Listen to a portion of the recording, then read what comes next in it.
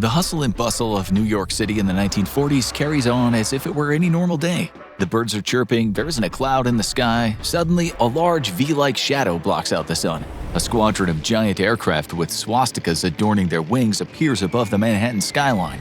People scream in horror as the bomb bay doors open, and the Nazi Amerikabombers drop their payloads across the city. In an instant, the financial capital of the United States is wiped off the face of the earth. Similar attacks are carried out to the north and south of New York. The Nazis pinpoint key manufacturing towns and decimate them with their state-of-the-art Amerikabombers. This has been Hitler's obsession for some time now. Ever since the United States meddled in his affairs in Europe, the Führer has wanted to send them a message. Using his new fleet of long-range jets, he's done just this. Entire cities burned to the ground as the unrelenting barrage of bombs is dropped from the sky. Then something truly horrific happens. A lone Amerikabomber flies over Washington, D.C., and it drops a single bomb above the Capitol building. People look up into the sky, shielding their eyes to see what the odd-shaped aircraft is doing over their city. The bomb falls like a lone raindrop on a pleasant summer day. Just before it hits the ground, the bomb detonates. There's a bright flash of light. In an instant, Washington, D.C. is incinerated in a fiery explosion of a nuclear bomb. It only takes hours before the United States surrenders to the genocidal maniac that leads the Nazi Party. Adolf Hitler had grand plans for world domination, many of which hinged on his Wunderwaffe program. This was the name given to the Nazis' most insane weapons like the Sun Gun, giant tanks, and super soldiers. Almost all of the Wunderwaffe never came to fruition. However, some, like the Amerikabomber, not only came really close to being produced, but prototypes were actually built. We know that Hitler never got a chance to attack the United States directly, but he and Hermann Göring, his right-hand man and leader of the Nazi Luftwaffe, both believed that they could construct an aircraft that could fly from Europe to the eastern coast of the US and drop bombs on American cities. As World War II was coming to an end, Adolf Hitler realized he was in big trouble. At the beginning of the war, there were meetings about creating various Wunderwaffe. But since the German military was doing so well against their enemies at the time, these projects were put on the back burner. So more panzer tanks and weapons that had already been proven to work could be built. However, as Hitler saw his dream of world domination crumble before him, he began putting more and more pressure on his scientists and engineers to design weapons that could turn the war around. When the United States entered the war in Europe, Hitler was so furious that he would often describe in vivid detail how he wanted to see New York City go up in flames. He envisioned the skyscrapers as gigantic burning torches that would illuminate the night sky. We all know Adolf Hitler was a lunatic, but his bloodlust for the destruction of the United States toward the end of the war was almost unparalleled. A few years into the war, ideas for the first Amerikabomber were tossed around by the Nazi high command. Göring believed that whatever aircraft was deployed needed to be able to fly at least 7,200 miles, which would allow it to cross the Atlantic Ocean with its payload and return back to German-controlled territories to be refueled for its next mission. Initially, the Amerikabomber was planned to fly from the Azores off the coast of Portugal instead of mainland Europe, which would reduce the distance the aircraft needed to fly in order to reach the east coast of the US. In fact, Adolf Hitler had even mentioned his desire to do this as early as 1940, only a year into the war. It also helped that the Portuguese Prime Minister at the time, Antonio de Oliveira Salazar, had allowed German U-boats and ships to refuel at the islands. Hitler saw no reason that Salazar would not allow him to refuel his planes there as well, and if he did have a problem with it, Hitler was more than happy to invade Portugal and claim the Azores as his own. However, as plans were developed further, the Nazis concluded that it'd probably be best to construct an aircraft that could be flown from Germany, or at least mainland Europe. Several aircraft were considered for the job, but only a handful met all the specifications after slight modifications were made. The reality was, the aircraft that could deliver everything Hitler wanted had yet to be invented. It needed to be state-of-the-art, and like nothing that had come before it. The craziest part is that the Nazis were actually extremely close to making this Wunderwaffe aircraft a reality, and even though it wasn't completed until after Hitler's death, the final Amerikabomber concept did eventually fly. The first prototype for the Amerikabomber was the Junkers Ju-390. It was designed to have 6 BMW 801E 14-cylinder 2-row air-cooled radial piston engines that could give the plane enough thrust to reach 314 miles per hour. This behemoth of an aircraft would contain a crew of 10 and have a wingspan of over 165 feet. The cruising speed would be closer to 220 miles per hour, but it would only have a range of about 5,000 miles. This wasn't nearly enough to make it to the United States and back. Modifications were made to the Ju-390, but it was found that this plane would never be able to complete the missions that Hitler envisioned. When loaded with enough bombs to decimate the New York skyline, the Ju-390 would barely make it across the Atlantic, let alone back home. Therefore, the aircraft was scrapped pretty early on. The next prototype for the Amerikabomber was the Messerschmitt Me-264. This aircraft was smaller than the Ju-390, with a wingspan of only 141 feet. It was powered by 4 BMW 801D 14-cylinder air-cooled radial piston engines that gave it a top speed of 339 miles per hour and a cruising speed of 219 miles per hour. However, even though the Me-264 was smaller with fewer engines, it had a much longer range. The Me-264 could travel 9,300 miles without refueling, which was more than enough to reach the US coast, drop some bombs, and fly back to Europe. But due to its smaller size, there were concerns that it would not be able to hold enough explosives to make the trip worthwhile. An entire squadron of Me-264s would need to be sent to the east coast of the US and simultaneously drop their payloads if they were to destroy New York City. The problem with this plan was that the Me-264s were not very fast, which made them vulnerable to American fighter planes that would be launched to intercept and destroy them. Another consideration for the Amerikabomber was the Heinkel HE-277. This was the smallest of the 3 prototypes, and it didn't seem very practical once the Nazi engineers dissected its specifications. The HE-277 had a wingspan of 131 feet and was powered by 4 BMW 801E 14-cylinder twin-row radial engines. This gave the plane a max speed of 354 miles per hour and a cruising speed of 286. The HE-277 would be the fastest out of all the aircraft considered for the Amerikabomber mission. However, it only had a range of 3,700 miles, meaning that any bombing run of the US would be a one-way mission. After careful consideration, the Nazi High Command gave the go-ahead to build prototypes of the Me-260 and the Ju-390. They both flew, but neither would be mass-produced or make it to the shores of the Americas. Even with the initial failures of the Amerikabomber project, the Nazis still had several designs that might have been able to wipe out New York City for their Führer. The creation of the V-2 and other advanced technology using rocket engines gave Nazi inventors several ideas. They designed ballistic missiles and a manned suborbital rocket ship named Silbervogel that could possibly be used to strike the eastern United States. These projects never made it off the ground, but it shows the ingenuity and the dedication Hitler's engineers had to make the Führer's dream a reality.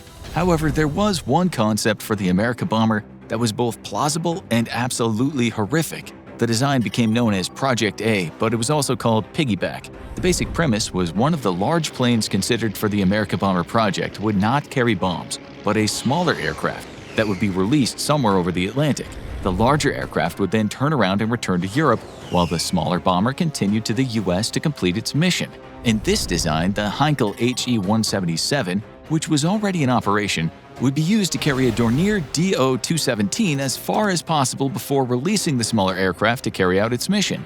The Do-217 would be equipped with a Loren Stahlstyle Triebwerk ramjet engine that would allow it to do well over 300 miles per hour, making it incredibly hard to shoot down. When the idea was first thought up, the plan was for the crew of the Do-217 to bail out just before the plane reached New York City. The crew would then be picked up by a U-boat hiding off the coast of the US, as the Do-217 flew directly into the New York City skyline. However, this plan posed all sorts of logistical problems, the main one being that the Nazis would need to get a U-boat to the coast of the United States without being detected or destroyed when they surfaced to pick up the plane's crew. This plan was eventually abandoned, and the Nazis considered the piggyback iteration of the Amerikabomber impractical. The craziest part is that in some of the plans for Project A, the notes included that the smaller bomber was never meant to be recovered, which also could have meant it was supposed to be used as a kamikaze-like bomber that would deliver its payload by having the pilot crash the plane into its intended target. The most promising Amerikabomber design developed by the Nazis was actually the most futuristic. In 1944, the Horten brothers tried to solve the failures of the Amerikabomber program for Hitler. Their design was state-of-the-art and would propel the Nazis to the next frontier of warfare. The Hortens proposed taking 6 Jumo 004B turbojets and embedding them in a fuselage pod that acted like a giant glider. They named the futuristic jet the Horten 18A. The idea was to create an aircraft that could fly higher, faster, and stealthier than Allied planes. The ability to stay out of range of anti-aircraft guns and other fighter planes meant the 18A would be unstoppable. This was exactly what Hitler wanted in his Amerikabomber.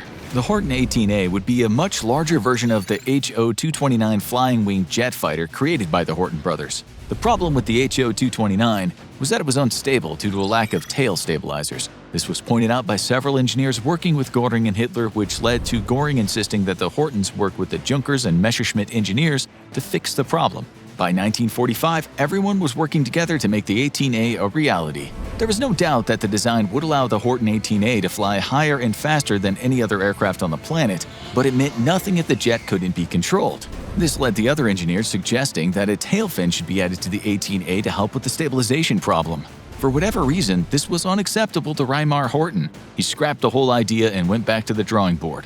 Days later, he came back with a brand new design. This new aircraft would be dubbed the HO-18B. It would hold a crew of 3 in a huge bubble canopy and be equipped with 2 HES-011 turbojets that would allow the new iteration of the aircraft to travel at 528 miles per hour and have a ceiling altitude of 52,000 feet. Better yet, the wings of the jet would be large enough to hold enough fuel for the jet to fly for 27 hours straight, easily allowing it to travel to New York and back with no problem.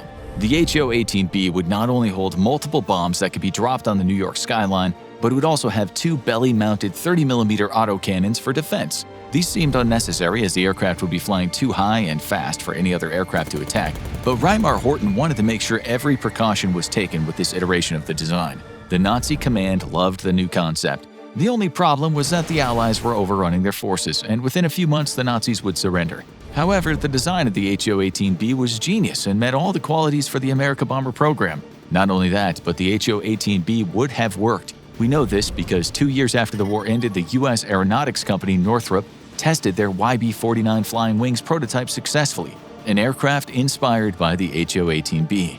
This aircraft had a very similar design to the HO-18B and could travel 9,000 miles when fully fueled, showing that the Horten design could have been the Wunderwaffe American bomber that Hitler had always dreamt of. It had a wingspan of 52 meters and was powered by 6 turbojet engines embedded in the wings, just like the HO-18A design. The Nazis still would have needed to construct and work out the kinks of the HO-18B, but if they'd started the project at the beginning of the war, there's no telling how devastating the bomber could have been for the United States and Allied forces. It's interesting to note that even if the Nazis had completed their Amerikabomber in some form, it likely would have had very little effect on the war in the end. The mistakes made by the Nazis, such as letting the British and French forces escape at Dunkirk and the failure of Operation Barbarossa to invade and control the Soviet Union, cost the Nazis the war long before they would have ever been able to bomb the US. The Nazis might have hoped that by bombing the US using the Amerikabomber, it would cause them to pull their forces back home and disengage their campaigns in Europe. This would have given the Nazis time to regroup and figure out how to take back the territory they lost. However, even this scenario seems unlikely. If Hitler and the Nazis had been able to successfully defeat the British and Soviets, they would have had the resources and labor power to make the Amerikabomber a reality. In this situation, the Nazis would have had no one to oppose their rule in Europe and would be free to build entire fleets of Amerikabombers that would decimate the eastern coast of the US. Imagine airfields filled with new jet-powered bombers constantly making runs across the Atlantic and attacking the American East Coast. The United States would have had no allies in Europe to help them fight the Nazis and would also be distracted by the war raging in the Pacific against the Japanese. If the Nazis controlled all of Europe, it's very likely that the Amerikabomber would have had a devastating effect on the US. However, this is not how the war played out, and the Amerikabomber program ended before it ever began. There is one terrifying scenario that could have allowed the Amerikabomber to turn the tide of the war, even if the Nazis were losing at the time.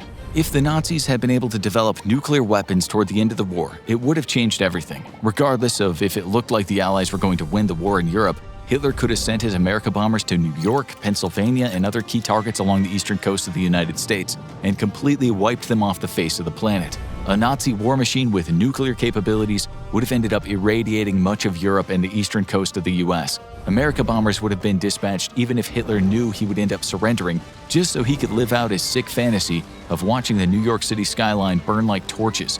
Ironically, the Wunderwaffe projects like the Amerikabomber might have been one of the factors that led to the Nazis never developing nuclear weapons. The time and energy wasted on trying to create unattainable weapons could have been used to further Nazi nuclear research. This, along with the sabotage of their heavy water facilities in Norway and the limited pool of physicists as a result of their racist policies, resulted in Nazis never developing nuclear weapons. So, what would have happened if the Nazis had developed nuclear weapons and the Amerikabomber, allowing them to strike the east coast of the United States in 1945? With nuclear bombs at his disposal, Hitler would only need to send 2 or 3 bombers to decimate key manufacturing and economic hubs in the US. However, if he did this, the United States would have retaliated with their own nukes. By 1945, the US had developed nuclear weapons. That August, they dropped 2 bombs on Japan, ending the war in the Pacific. However, it's highly probable that if the Amerikabombers dropped nukes on the cities along the east coast of the US would retaliate by sending bombers of their own to release nukes across Nazi-controlled Europe. The devastation on both continents would be immeasurable. Millions and millions of people would die in the initial explosions. Millions more would die as a result of the fires that would spread across the landscape. Countless people would suffer and eventually succumb to radiation poisoning. It would truly be an apocalyptic event. In hindsight, the failure of the Nazis to develop nuclear weapons and the Amerikabomber might have saved the planet. There's no telling what the consequences would have been if Hitler had access to long-range aircraft and nuclear bombs. The horror is almost too much even to fathom.